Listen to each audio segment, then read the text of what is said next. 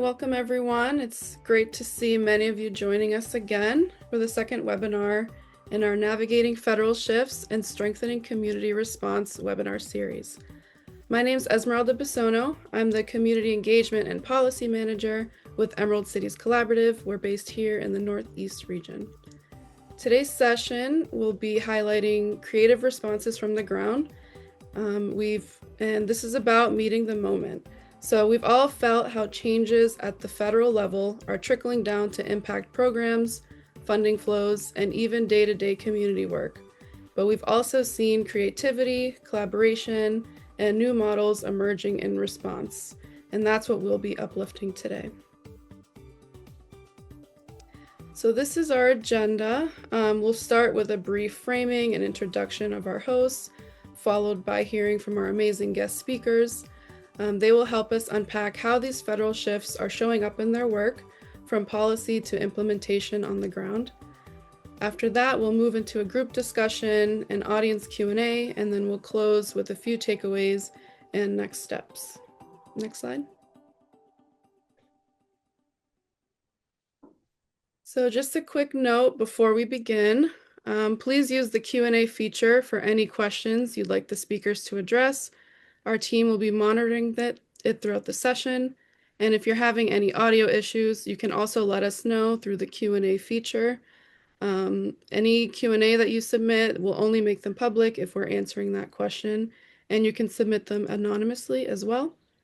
And if you happen to get disconnected, you can join the webinar at any time. All right, next slide. So the purpose of this series, the series was created to help us make sense of shifting conditions while staying grounded in what's happening on the ground. Our goal is to inform participants on federal policy changes impacting nonprofits and services, share how those shifts are affecting communities through real examples, showcase the creative ways organizations are adapting, and foster open dialogue that strengthens collective resilience. In short, we're building the groundwork for ongoing cross-sector collaboration so we can move from awareness to coordinated action. Next slide. All right, our hope for this series is that during the first webinar, we had an overview of what's changing at the federal level and why it matters now. Today, we're going to be focusing on highlighting local examples so that you can leave with a better sense of how those shifts connect to local impacts. And then at our third and final webinar next week, our guest speakers will discuss a few practical next steps for how we can navigate this moment together. So with that framing, I will pass it to my co-host Tristan, and then he will introduce our speakers, and then we'll have a discussion. Thank you. Thank you. Hey, good afternoon, everybody. Tristan Thomas, Director of Policy with ACE, Alternatives for Community and Environment. And without further ado, I just want to get us to our panelists. And so I'm going to introduce our first panelist, John Walke. John is a friend, and he is the Director of Climate Justice and Waterfront Initiatives at Green Roots. He's a longtime East Boston activist in environmental justice and immigrant rights, and he's led Green Roots' efforts to ensure a resilient and equitable Boston Harbor waterfront in Chelsea in the neighborhood of Boston since 2017. John worked for a decade in hazard risk assessment and mitigation and natural resource management in Central America and the Caribbean for NGOs. He also worked for the US government and the United Nations. He has a Bachelor of Arts in Anthropology and Archaeological Sciences from Boston University and a Master of Science in Environmental Monitoring from the University of Wisconsin-Madison. He recently served on Governor Maura Healey's Commission on Energy Infrastructure, Siting, and Permitting, and currently serves on the Commonwealth's Energy Transformation Advisory Board. And it's my pleasure to introduce John. Thanks, Tristan. Nice to be here. I appreciate the space here and appreciate all the panelists participating in this. And obviously at this moment in time, we're really dealing with a lot of challenges coming from the federal government. And for some folks, it means a loss of funding. And for others, it means actually being targeted. And so for many of my neighbors and the community we work with, their immigration status is such that they are definitely in the crosshairs of this administration. So we are dealing with the challenges of doing our work, but then just how do you organize people when they're afraid to come out of their house? So those are just some of the realities that we have on the ground at this moment. In terms of major hits to us regarding funding, luckily we were not like receiving a whole lot of federal funds at the moment. So that was less of a concern to us, more so our allies that we're working with. Um, and but we are seeing a lot of our infrastructure projects that we're working on have been hit. And in particular, the Island and River on the border of Chelsea and Everett was a large project we've worked on with many partners for many years to get it going. It's sort of a nature-based solution and sort of gray infrastructure solution to flooding that's really of regional importance because it would flood the main food and produce center that serves the New England and beyond region. And even though it's one of these situations where every dollar spent saves about $30, this administration has canned a FEMA grant that the cities had managed to land to do $50 million to do the actual work on this project, and now it is held up, removed by this administration, and we're seeing that in terms of climate resiliency, but then we're seeing it the bridges going to the Cape, infrastructure all over is being hit by this administration and political blowback. So that really means it's one of those things of robbing Peter to pay Paul. If the money is being removed from this federal side, the state money then needs to fill in the gap. And so locally, what we're having to do is really figure out how do we fill in that sort of hierarchy of needs. We need to make sure people are getting, food benefits, housing, and then we need to have all these other projects that we've been working on and working with the state and municipal partners to make sure we are covering all our bases. That's sort of our experience on the ground these past months, which feel like years. Well, appreciate you sharing and getting us started off, and look forward to hearing more of your perspective during the question portion. But now I'm going to transition to introduce our next speaker, who is Jacinda Espenshade. And Jacinda is the Environmental Justice Specialist at Codman Square Neighborhood Development Corporation in Dorchester. She has worked at Codman Square for the past 3 years and leads the Climate Justice Alliance and Energy Ambassador programs. She works closely with the community to support sustainable solutions to address local environmental justice concerns. Over to you, Jacinda. Thank you so much, Tristan, for the introduction, and thank you for this invitation to be on this panel with such amazing, heavy hitters in the space. I'm at Codman Square NDC. We've been in NDC for 44 years in the Codman Square area in South Dorchester. We work very closely with our local residents, with our businesses and organizations to create a more healthy and thriving and equitable community. So we develop affordable housing, but we also fight for racial and economic justice by building our community power and also providing resident leadership opportunities. So we do a lot of financial coaching for our residents, which includes small business development assistance and also first-time homebuyer assistance. So we do, try our best to help with our residents in wealth building and just, building independent wealth as well. And another major part of my work, of course, is advocating for environmental justice. So I lead our Climate Justice Alliance, which is a group of residents that meets monthly, and I run a educational PowerPoint usually every month during those meetings on a different relevant topic that's going on in the community. So we've had, for this past Climate Justice Alliance, we focused on third-party suppliers, which are a huge issue in the community.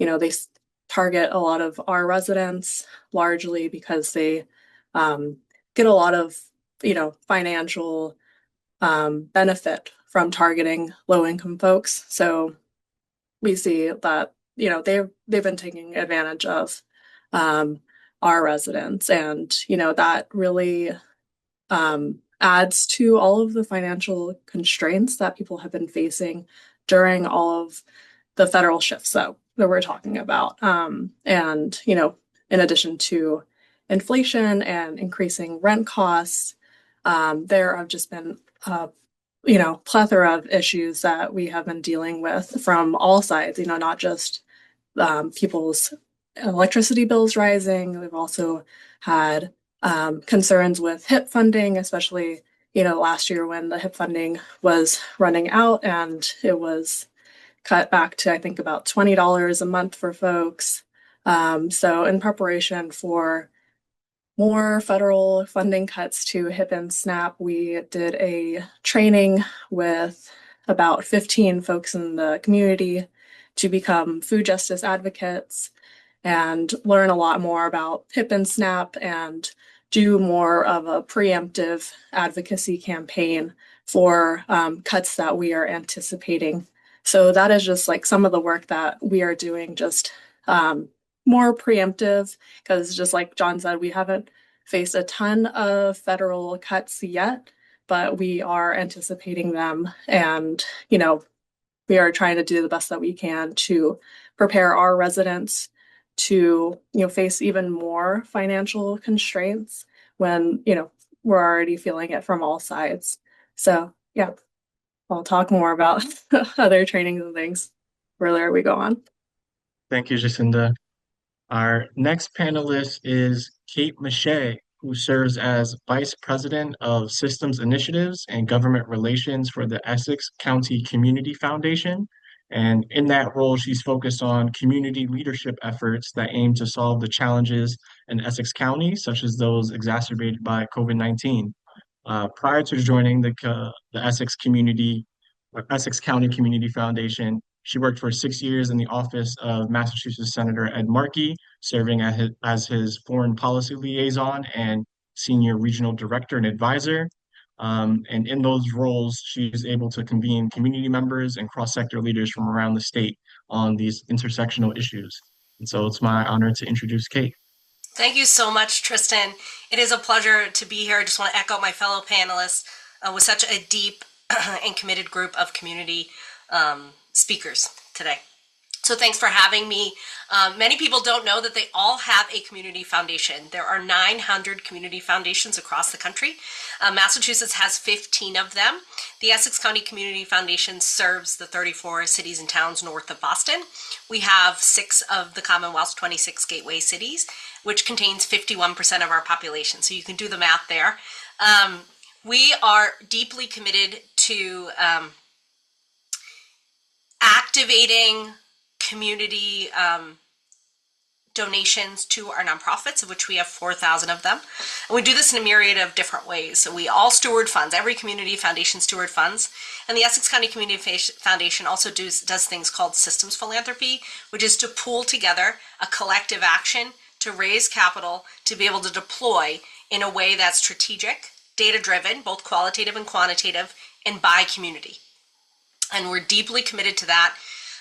And just in the context of today, we have launched a climate resilience fund back in April, seeing what was happening. Even this was the plan of the foundation anyways, but coupled with the large cuts that we're seeing across the board.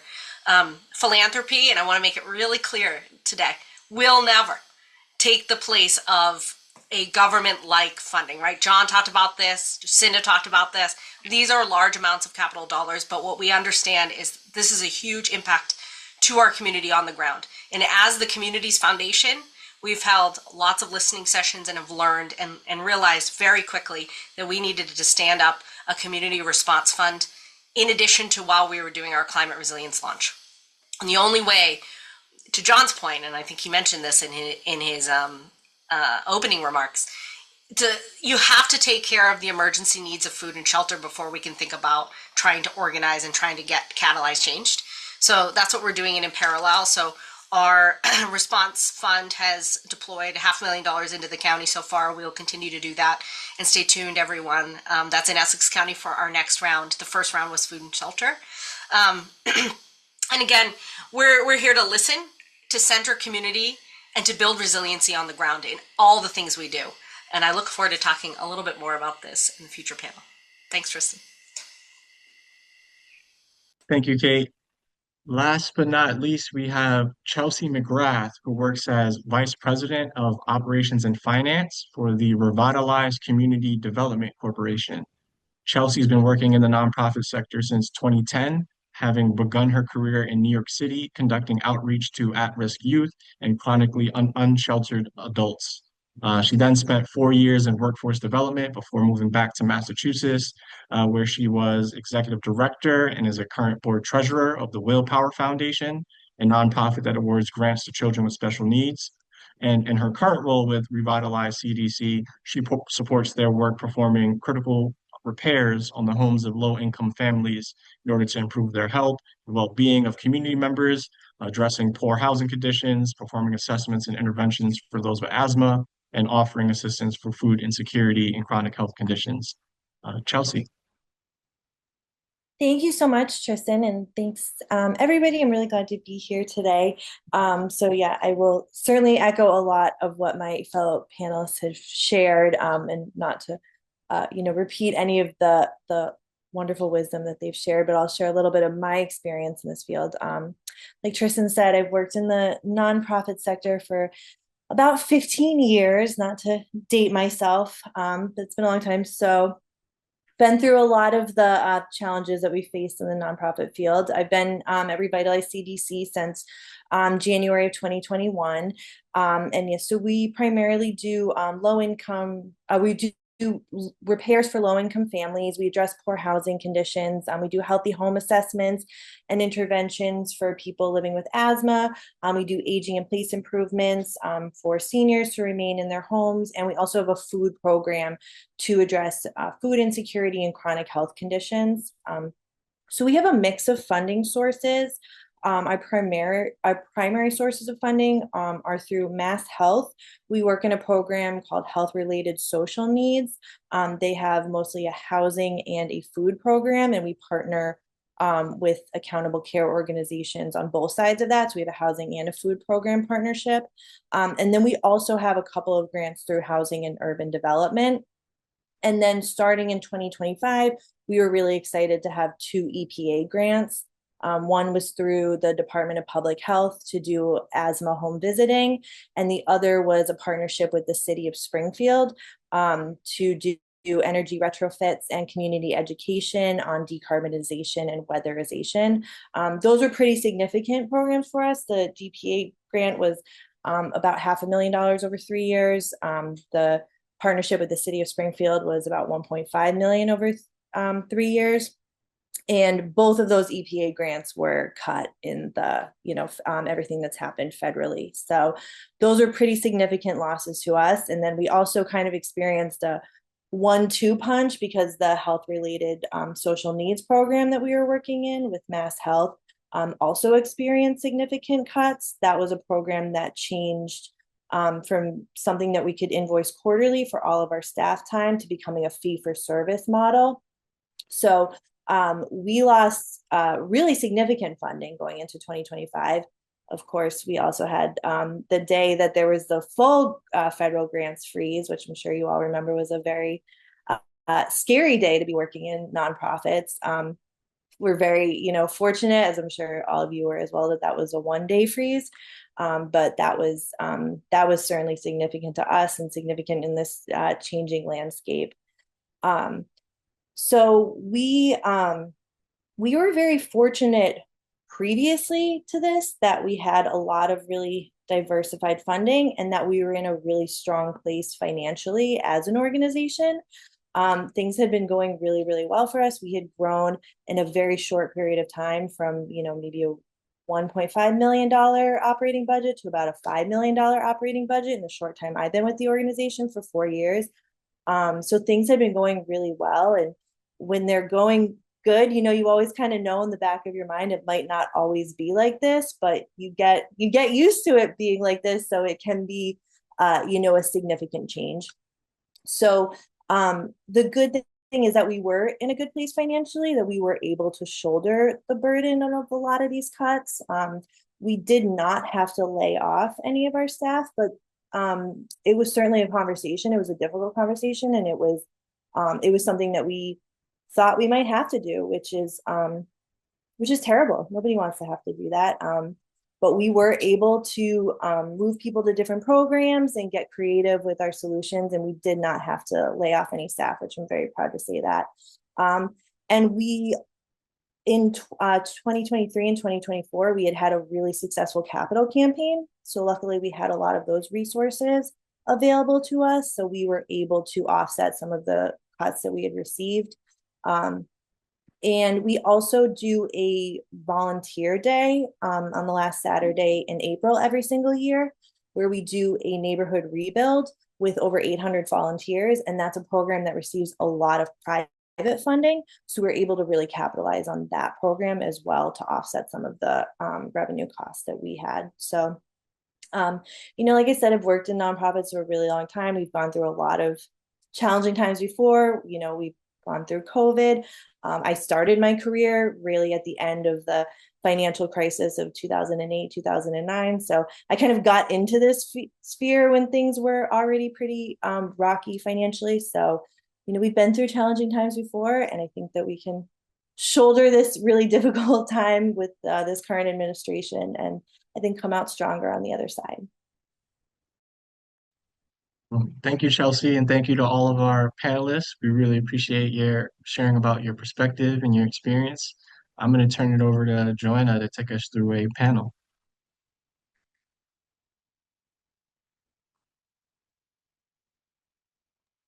Hi, folks. Thank you, and sorry for the constant images changing. So now we are opening the floor up for questions, but also for the panel. We have some questions that we'll be asking the panelists, but also we'd like to welcome the folks that are, joining us here today to, answer some questions that you have as we are having the conversation. And we'll go through both, the questions that are coming from folks and also some of the questions that we have gathered here. And so my first question today is for John. And thinking about Green Roots, your organization has a history of responding quickly to the environmental and housing challenges. Can you share a specific example of a creative strategy or program adaptation that helped sustain your impact during the recent funding uncertainty? Sure. I guess more so than funding, I might sort of say in terms of actually doing the work, because it sort of feels like we experienced challenges during the pandemic where we had this crisis, public health crisis. And so it's hard to do community organizing when you can't get the community together. It's like trying to have a community meeting without pizza. So what we ended up doing was, when the weather was good, we'd have our meetings outside, and we would be organizing in those spaces. And then we had in the wintertime, our community meetings. We'd actually drive around and deliver the pizza to people's houses and then have the meeting over Zoom. So they still got their slice of pizza. But as we sort of were coming out of COVID, and we ended up, like a lot of our programming had to shift to just deal with the immediacy of what was needed in the community at that moment. And then it feels as if we've now gone into a pandemic of cruelty, where in trying to get people to come together, we realized that for our community, it is actually pretty dangerous for them to be coming together. And so in the same way that there are protected spaces where we started doing like the know your rights kind of things, and did the same thing we did during the pandemic, that we pivoted to sort of addressing these immediate concerns. So we partnered with some of the immigrant rights groups to provide some support to folks. And we've had to change our operating, like our doors are now locked. We have signs up that say this is a restricted space, like you need to be buzzed in, you need to be here for a reason. And we do that both within our main offices, but then also we have a teaching kitchen that has really become a hub of community activity. It's adjacent to our urban farm, so it's great to be giving out food from that space, having classes, people are coming and going, and now we have to have the door locked. So how do you manage all that? So we've had to sort of figure it out. And really it's a testament to many of our core funders in the charitable world that they are understanding of this, and they're able to sort of adjust our metrics and what our deliverables were for a grant, knowing that it gets much harder to do this kind of work when you can't bring people together. So for our organizers, it means a lot more trying to don't just call a meeting and have people come to the office, but you've got to go out there. We've got to figure out a way to really be engaging with people where they are.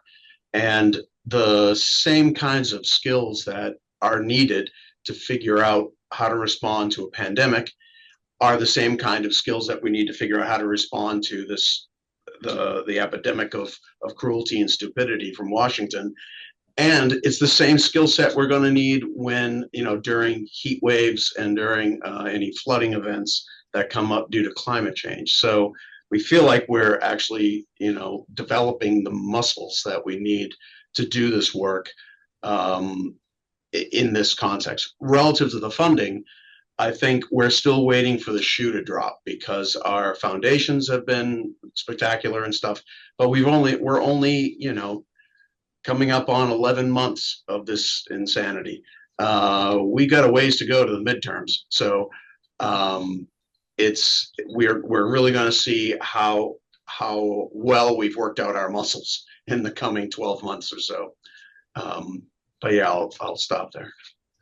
Yeah, thank you. I think the piece around developing your muscle, I think that's what a lot of nonprofits are definitely doing and continuing, right? I think this conversation allows us to figure out how different folks are developing the muscle. So thank you for sharing that piece and how it's kind of been able to also help you think about how you can talk to the funders that are in this conversation and help you create a new pathway through that, which leads me to the next question for Kate. And thinking about developing muscles, right, and how nonprofits are really asking for this assistance and community members in general. As a philanthropic community partner, ECCF supports, many small nonprofits, as you mentioned, 4,000, right? How has the foundation adapted its grant making or technical assistance to meet the surge in local needs? How have you helped other nonprofits develop their muscle, and how are you developing your muscle too? Yeah, thanks for the question. I just want to emphasize here, and for anyone listening or watching the recording in the future, that the nonprofits are the lifeblood of our community's foundation, right? They are the heartbeat of the community. And so all we can do is be out there knowing, A, we stand alongside them, and B, that we're listening to what they need. We are a trust-based philanthropic partner, and to John's point, and maybe Chelsea had brought this up before, it's really important to be flexible as a funder, right? And to listen to community and to, very most importantly, pivot when we need to, right? And ask yourselves questions. So we step back as a community foundation, and I want to shout out my partner, Amy Morello, who's probably tuning in right now, who's running our community resilience fund for the foundation. This is really important to have lockstep conversations together, right?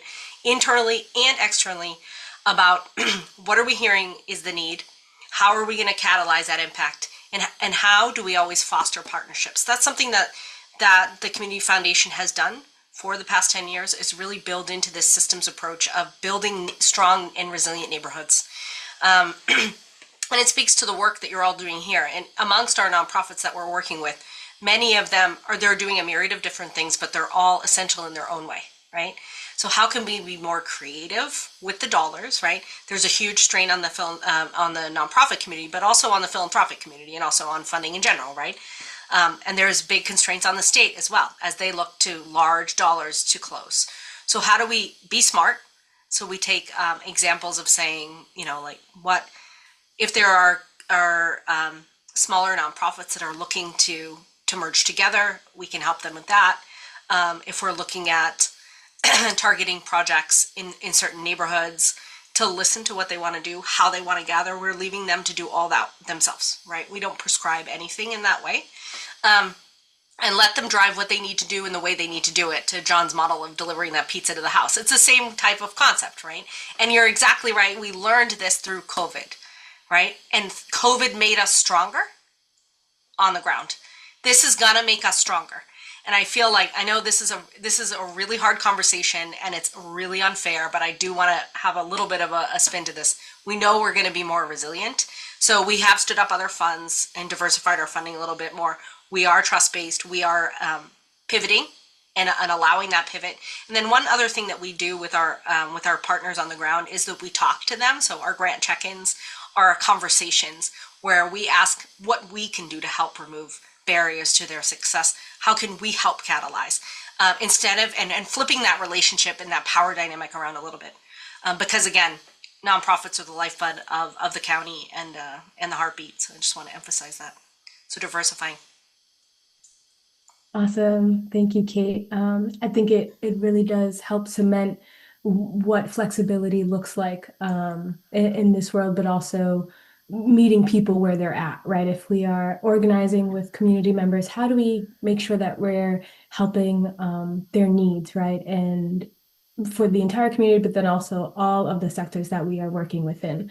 Can I add one more thing just quickly for funders too that are listening? Really important. Make sure we ask ourselves, do we really need to ask for that piece of information from our nonprofits? Really important. And I see my fellow panelists nodding their heads here, but we should maybe keep having that in the conversation and funders keep that back in your head. Yeah, thank you. Thank you for that, Kate. And so, yeah, my question is in thinking about, the community need and also being flexible and making sure that folks are aware of how they can help one another. Chelsea, and thinking about, the CDCs and having to stretch, right, the limited resources while addressing the urgent resident concerns. You mentioned a little bit about, the two programs that you have running and how there was a capital program to help push you along. How have you balanced that emergency response, with the capital funds that helped, and kind of being in an okay space, but then with the long-term community development goals that you have for your organization, how are you able to really create the two together and figure out a path? Well, unfortunately, we really can't do emergency response, and it's not necessarily for a lack of funding. It's really because funding is so restrictive. And I think to Kate's point, when she says, ask, for funders, ask, do you really need to ask that of nonprofits? It's also, as a funder, do you really need to ask a nonprofit to ask that of a client? Because before we can do anything for a client, we need their bank statements, their mortgage statements, their proof of income, their proof of lack of income, the steps that we have to go through to qualify a client. Even when the funding is available, there really is no emergency response because it takes so long. We have to do an environmental review. We have to do a review with the historical commission. Then we have to, take all that documentation, present it to the funder, make sure it's qualified. And it's really, so it's a goal for us. We're doing our strategic planning in January, and I would love to see us be able to develop a fund of private unrestricted funding to be able to do those, emergency responses, because we get calls every single day from people that are like, my roof is caving in and I'm about to be dropped for my homeowner's insurance. And even if we have the funding available, we're like, it's 6 months to a year minimum to be able to get to you. So I think that's really unfortunate. And I could get on my soapbox about that people are so worried about fraud in nonprofits. And to me, the fraud is making people that are so obviously in need of services and are so obviously income qualified just go through step after step after step to try and prove something that they just so obviously need. It's the same with SNAP. It's the same with, when I did homeless services in New York. It's the same thing. It's all over the place. And I would love to, obviously I don't have much power or control over that, but I would love to see a lot of that go away. Awesome. Well, thank you for that. It sounds like on the ground, there's not the opportunity for the emergency response, but still being able, of course, to provide services throughout this time. So that's helpful to know and see and hear. I think it's pretty amazing as we are navigating these difficult times. And my question also goes to Jacinda as well as you did talk about how you've already started being a little proactive in, I would say maybe not necessarily emergency response, but programs that are helpful for the community. And so could you talk to us about how, you started to have that conversation around HIP and SNAP and create that food justice advocates group and how that really aligns with your long-term community development goals as well? Yeah, I'll definitely echo what Chelsea said. We have a lot of people coming to us with in emergency situations, urgently needing food, urgently needing housing, and that unfortunately is just not how we're set up. People come to us needing food or housing. For food, we really, show them the resources that like the city has available, local food pantries, other partner organizations that have food available. And then for housing, you get on a wait list and it is a lottery system. And that is just how it is legally in the state of Massachusetts. There are some emergency housing, organizations, but unfortunately we're not one of them. But we are making a lot of efforts to try to spread out more of our unrestricted funding. So just the funding that we produce through our rental properties in trying to outsource a lot of our like asset management or HR through a third party. And we're trying to just create a partnership with other CDCs to be able to access this third party and have just more efficient sharing of information between CDCs, how we are all doing HR, how we're doing asset management, and that will open up a lot of the funding so that we can provide more services. And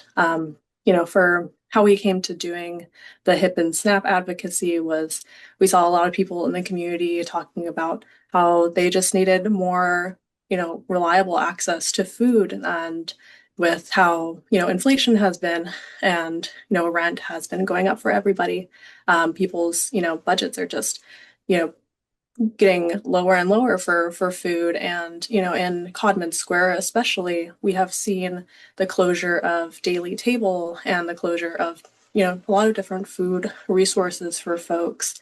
And that has been a huge hit. And our urban farm has been closed for the past almost 3 years now. It's about to open, but that has also been a hit for the local community. And we just anticipated there's probably going to be SNAP and HIP funding cuts. So that's why we try to do what we can with the programs that we currently have. So our Climate Justice Alliance and our resident leadership training institutes are definitely ways to be able to act on these things that we don't necessarily have a lot of direct funding for, but we can, support our residents in becoming advocacy leaders and being able to be more educated on these topics so that they know what resources are available, what legislative advocacy routes that they can take to act on these issues, and just ways that they can, also build community and be able to, just talk to their neighbors. And, if in a certain org is giving away, say, farmers market coupons, or, they're doing a food drive or food giveaway, neighbors are able to talk to each other because they're going to these, Climate Justice Alliance meetings or their neighborhood association meetings, and they're just, getting to know their neighbors at the same time. Wow. It just sounds like there's a lot of collaboration going on and a lot of resource sharing. Makes me think of course, the big word collective power, right? And how we are building each other up during these times. And so thank you for sharing also what how this conversation came about for HIP and SNAP. And it really sounds like you guys have been listening also to your community members, right? And hearing what they're saying and making an effort to create an initiative that is helpful for them. Um, and so when we think about collective power, this is kind of a question for everyone that is on the panel is, across your organizations, what new or strengthened partnerships have emerged as a result of these challenges?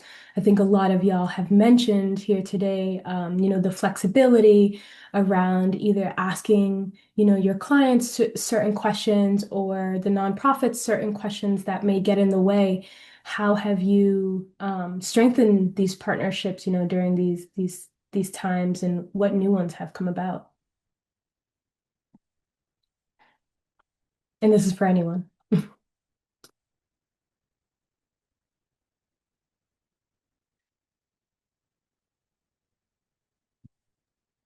I'll pop in. I guess, I mean, for us, a very close partnership. I mean, we work both in the neighborhood of East Boston and the city of Chelsea, and our relationship with the municipality of Chelsea has been very close over the years. And it has been the partnership with the municipality, and then beyond that, with the other municipalities that are in the watershed area, has been really critical because we've gone after collectively state grants, the municipal vulnerability program, things like that, to bring in the funding to realize the projects that we have going on.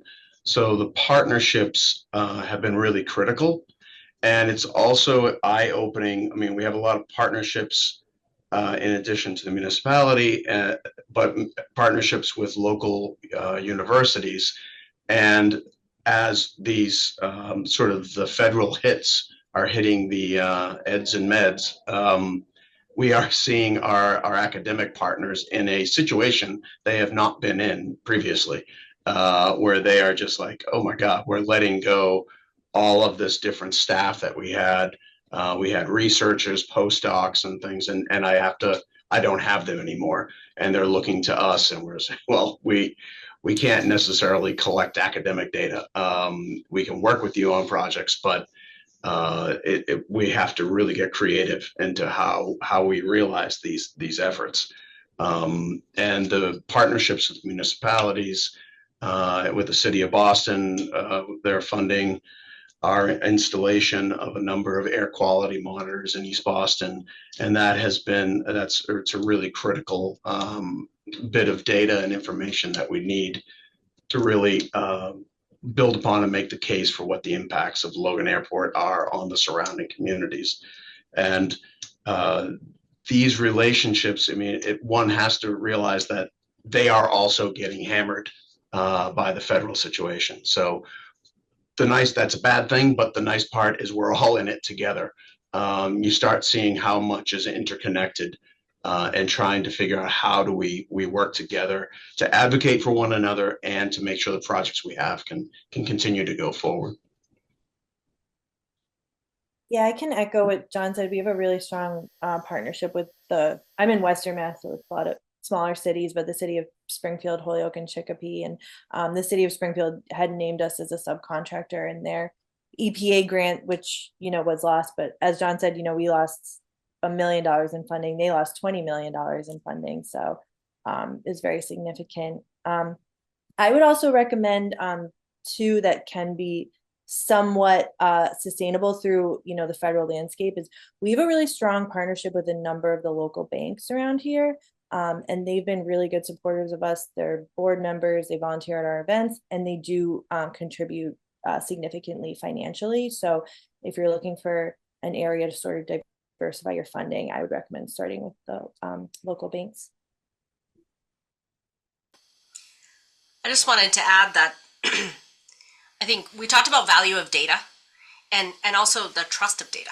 Frankly, things are disappearing and we don't have a lot of trust in what we're seeing out there.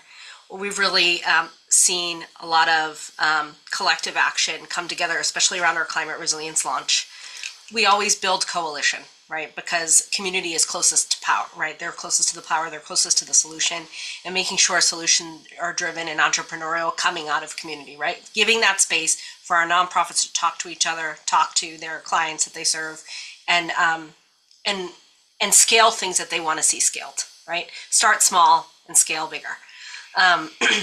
When we started building this coalition, we're bringing together not just organizations, and using climate resilience as an example, that self-identify as to the IRS as environmental orgs, but also those in our food network, our farmers, our affordable housing partners, right? Our community health centers, in all the spaces, and think of this as a big tent. And over 6 months, what we've seen is that community and holding collective space, and I think this to Jacinda's point earlier, holding collective space for people to even just start brainstorming together has unlocked a lot of potential and a lot of experiments already happening on the ground to say, what assets do you already have on the ground? How can you pivot where you already have funding investment? Can you talk to your funders? Can you pivot from there? Speaking as a funder now, and then taking that hat off and speaking as on the program side, we're able to pilot things in neighborhoods between different cities, smaller cities, larger cities that have their own presented challenges, but they're talking to each other, and we're giving and holding that space for them to do so. And so now we have 350 partners already coming together over the last five months to talk about these issues and growing. So collective space. Yeah, I'll quickly just say a big partner that we've had is the city for just one of our programs. They're doing a induction stove pilot for one of our properties, and all federal funding was cut, and we thought that the whole program was just going to fall apart, but the city stepped up and they are making up for that funding gap, even though they don't have to. And we've seen this, in a lot of different things. Like the city has been supporting a lot of our local nonprofits, and just been doing a really great job in being, proactive and listening sincerely to issues on the ground. So that's been really appreciated in these times. To just build off what Jacinda said, can I mention one thing we all have in common, and all our nonprofits have in common, is we all have data of collective stories, things that are happening on the ground, and that's super powerful. I just want to make sure that everyone listening and everyone on this panel just remembers that. Yeah, that's magnificent. I think thinking about collective space, the data that we do hold, and how can we utilize to become stronger. And it makes me think of how have these organizations, your organizations that you are a part of, maintained trust and alignment among partners when resources are scarce or timelines do change, right? I think, Kate, you had mentioned the collective space piece and being able to think about the assets that everyone has and those in their communities, and how we can how folks are being able to use it. So yeah, this is just a question to all, but I'll start with Chelsea, thinking about, how have you maintained trust and alignment among the partners that you have when resources have become scarce and or the timelines have changed? I think, we've been around for about 33 years now, so I think that that's made a big difference in our partnerships. The CEO of our organization has been here for about 16 years. The vice president of community engagement's been here for, I think, about 18 years. So I think that really, really helps a lot to build that trust. They have really, really long-standing relationships with the city, with the Public Health Institute, with we have a lot of partnerships with the local hospitals here, Bay State, Holyoke Medical Center, Trinity. So I think more so than just the organization, having people, because I think it's you don't really build relationships with organizations, you build relationships with people. And I think that's made such a difference. And we are, we have a lot of trust in the community. We've been in Springfield for so long. We are in the neighborhoods. We've been doing a block by block neighborhood rebuild for at least the past 10 to 15 years. People know us. And I think that that's made a huge difference. We've gotten to a place with some of our funders where they've moved to trust-based philanthropy, where they basically say, hey, we know you're doing good work. You don't have to give us a huge report every year. Like, we know what you're doing. We know what you're doing with the money. Have it, which is obviously, wonderful. So yeah, I think, that's to our advantage, that we've been able to maintain those relationships, and we've been able to just, yeah, kind of be a staple of the community for so long.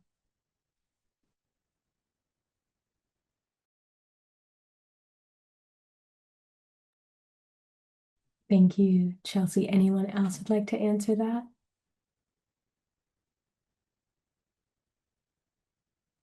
I think transparency is a big one, of just being, of over communicating, of having the meetings, just checking in with folks and making sure they know what's going on, whether that's funders or partner groups that you're working with, other community organizations, for the work that we do. I mean, we've been working in Chelsea for 30 years, and our work in East Boston has sort of grown over the past probably 8 or 9 years.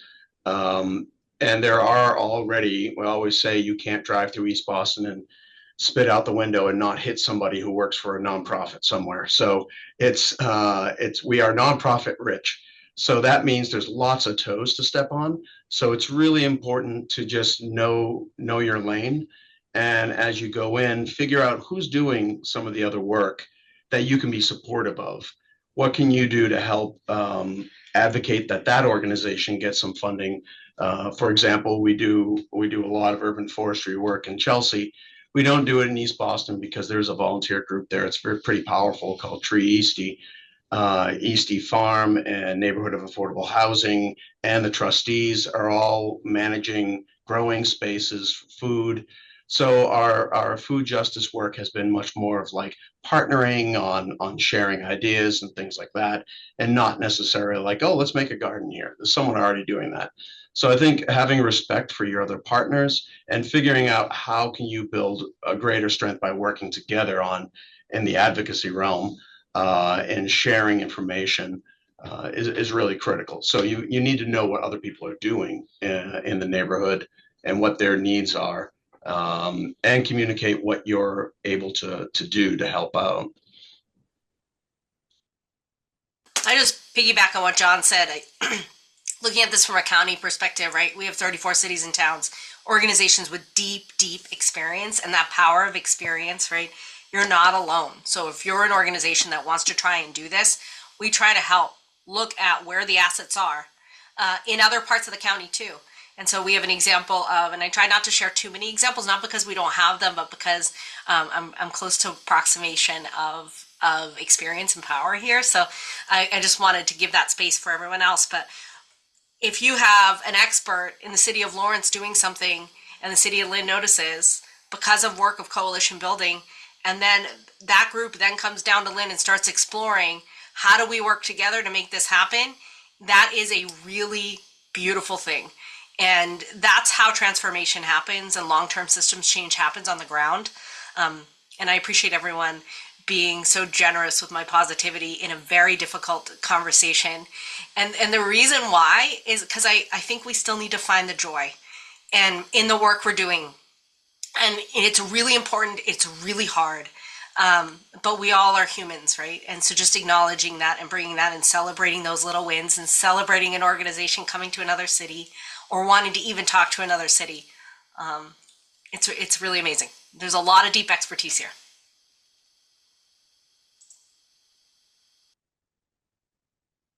All right. Yeah. Well, thank you. Definitely thinking about the expertise that's in this panel, but also, in our chat as well, the guests that are visiting and wanting to hear, what every panelist here has to say. And so thinking about what this future may look like and being positive, but also holding on to each other and making sure that we can continue to move forward. What is one lesson your organization has learned about adapting to uncertainty that you'd want others to take away? And I will give this to Jacinda first. Thank you. Um, yeah, I'd say definitely leaning on the partners that you have already and are making um, is one way to just be more resilient. Um, and yeah, I think we're all going through this moment together, and that really helps in being able to just be transparent with others about the issues that we're facing. And sometimes we have access to resources that we may not need at that current moment. We're able to give them to other partners, or we are aware of different resources that are available that we might not need, and we're able to information share with the partners that we have, and they do the same for us. And I think that is a really has been really great in building our resiliency, and you know helps us to keep going. And yeah, I'd say that's the one lesson, just leaning on your partners.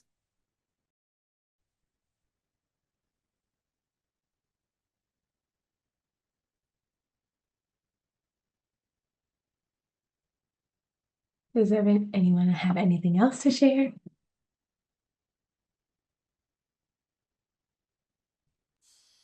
I think this year we started to really, think outside the box, which is a very, general kind of empty statement, but we started really going outside of things that we thought about before. We're, in the process of thinking about a for-profit business to kind of fund our nonprofit side of things, because we have a lot of experience doing repairs for free. So we're thinking about doing repairs for a cost that would fund our nonprofit side of things. We had one of our staff members get his lead inspector license, so then we can actually charge to do lead inspection, because we don't have a lot of lead inspectors in our area. So we're thinking about a lot of things that we probably never would have even really considered had we not been in this, situation wise, which I guess it's always good to have a opportunity to really expand what you're thinking about doing mission wise. But I would just suggest building off of what everyone has said here, and John might have mentioned this, but is to over communicate and to the extent that's possible, right? Everyone is constrained, everyone is facing this together. And to be able to say that, whether it's advocacy to your delegation, whether it's your community foundation, whether it's your funder, whomever it is, and I speak from a place of privilege, so I want to see that and acknowledge, right? And I'm able to do that, right? And we're not necessarily facing the same immediate threats, right, from other places, but we're seeing people that are, right? So if we can keep rising each other up, talking to each other, telling our delegations what we're seeing, make sure people are knowing, we build resilience that way too. Yeah, I mean, I would echo everything that people have been saying here, and to just sort of reiterate that this is not a test. Like it's a crisis, and the skills that we need to. I mean, before COVID hit, I know there were a lot of training things talking about how we get ready, get your go bag, and all this sort of stuff. And then COVID hit, and a lot of the people who had that training and were doing that work, I didn't see any of them there. It was actually a lot of other organizations that don't normally do food distribution, and I had a very small hatchback and was packed with boxes of food and driving around delivering the stuff with no clue as to what I was doing. And that's really what has emerged from that, have been these mutual aid networks and these new connections between not established community nonprofits. And I think we need to leverage that. And I think I never thought I'd be quoting like Henry Kissinger, but like, you don't let a good crisis go to waste. And we are having a crisis. It's a big crisis. And a whole bunch of people came out on Saturday, not just because the weather was beautiful, but because they do feel as if this is a crisis.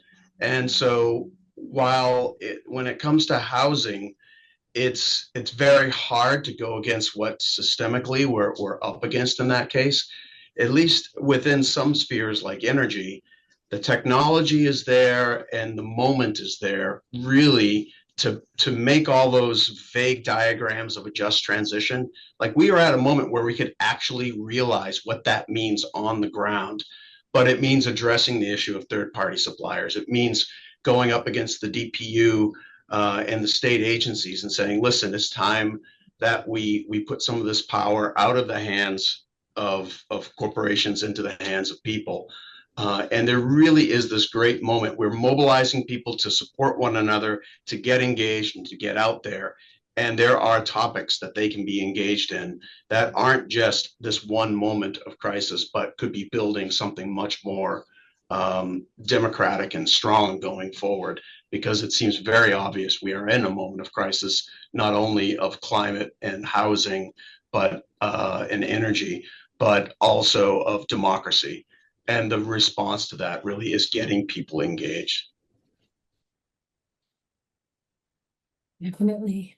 Thank you for that, John. And so I would like to just switch over to some of the questions that are being asked from the audience. And so thinking about, as you just said, John, a way for folks to get engaged, are you able to make use of any professional retirees as volunteers? And this goes for all organizations.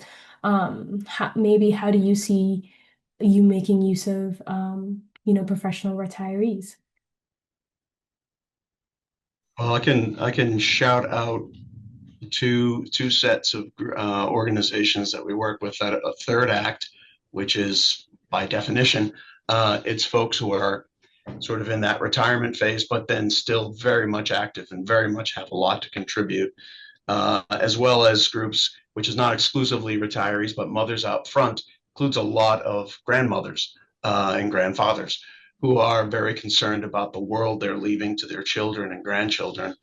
And these folks are invaluable for, I mean, we can lean on my local state rep and state senator when it comes time to push some sort of legislation or something, but they're kind of already on board with stuff.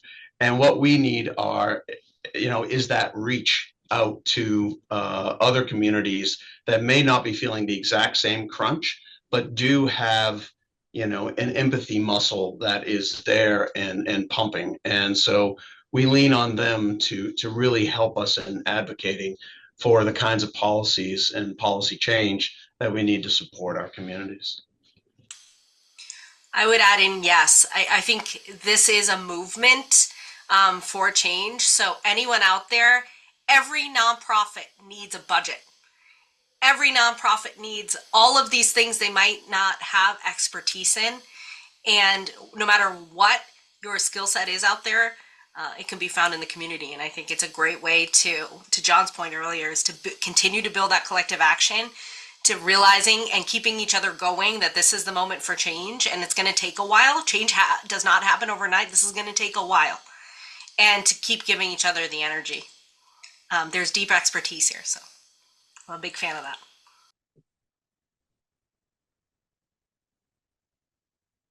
Yeah, I'll just echo what John and Kate have been saying. Yeah, 100%. The retiree community in Common Square is really strong, and they have, volunteered at a lot of our events. They are some of our most active members of our groups, and yeah, they are very generous with their time and their experience. They are really great community builders. And yeah, I'd say definitely if you're a retiree looking to volunteer, definitely go to your local nonprofit, because they definitely need help and they could make use of whatever you have to offer. And yeah, in the past we have also very much utilized retirees in our farming, and it's been really wonderful, like cross-generational volunteer work that has been done on our farm. And I'm really, really excited to see it open up again in like the next few weeks, and have that start up again. Can I just say philanthropy? We've actually just gone through a strategic plan, and philanthropy is many different things, right? And it's, time, talent, treasure, and of course dollars. So encourage everyone to be maximizing that if you have the ability to do so.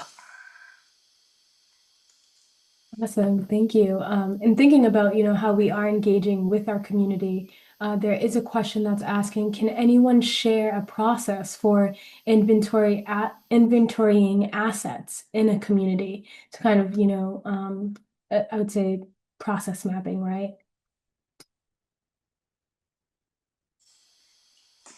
Well, my panelists think I can take the first shot at that, and if anyone else wants to jump in, you just jump right in at me. If you go to our website, ECCF, and our last project on systems change, we built a map, a community map, that allows you to interact with it. And this was for a digital equity project, but we're using the same, right? It's system change, using the same assets on the ground and encouraging everyone to utilize that now. Eventually we'll have one built out for climate where you can zoom right into your neighborhood level to see who's on the ground, who's doing what work, what assets do we have. So in this case, you've got free internet, you got literacy training. Guess what? Literacy training can be used for many different things, right? So thinking about what does that mean and how to pivot off of something that's already created, embedded, and trusted in community.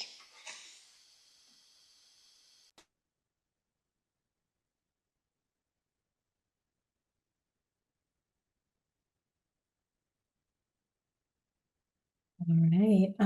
I'm just happy to take a look at that map, Kate, once we get off this call now. So thank you for Liana who asked the question, and thank you, Kate, for giving us a really good example. Now we'll be able to take a look. And so, yeah, the last question that we have, being respectful of time, what makes you hopeful? Climate change in this space, right? Climate change, the work that is happening despite the aggressive federal backsliding, right? How are we all maintaining hope within the organizations, but maybe even individually as well? And I mean, I can take that. That was a lot of the funding that was cut for us federally was focused on climate change and energy retrofits. So fortunately, that's still a big priority in Massachusetts, even if it's not a priority for this administration. And it's one of those things. Even if you don't make it a priority, it's making itself a priority. So it's it's gonna happen whether people want to pay attention to it or not. But so we have a lot of opportunities that are really just statewide and state funding that are coming down the pipeline. So there's a lot of grants that we've applied for to be able to continue that work locally and on a state level. Unfortunately, those grants are getting extremely competitive. So that has been a challenge. We haven't been successful in receiving a lot of those grants that we've applied for. And there are a lot of rebates that are still happening in Massachusetts for doing that retrofit work that we're hoping will continue. I know some of them have been cut, but some are still continuing on a state level. So it still remains a priority for us. That's something we do in our critical repair work. We have done a lot of work in heating systems, and it's something we've done as organization, made the decision that those are really the only heating systems that we're doing are energy retrofit works and getting off of fossil fuels. So it's something that remains a priority to us. And again, because we are in Massachusetts, which tends to be more on the forefront of those kinds of initiatives, we're hoping that that will continue, at least locally.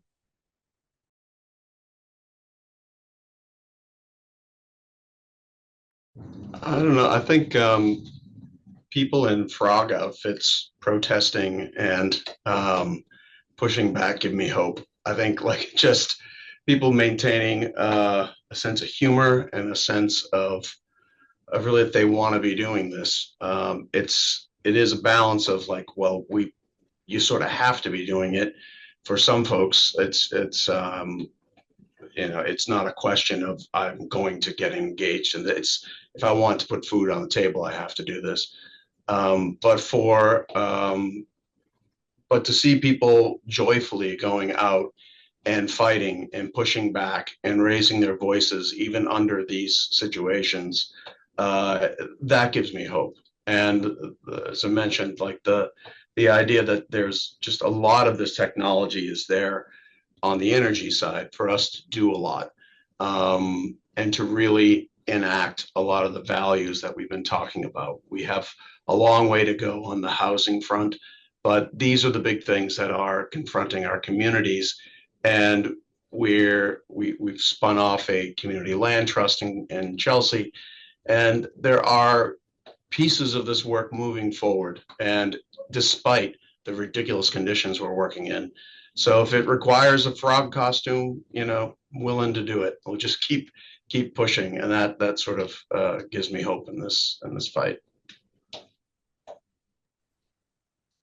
Yeah, I'll definitely echo what John's saying. Seeing others be joyful and, seeing new relationships being formed through the programs that we have has definitely given me hope.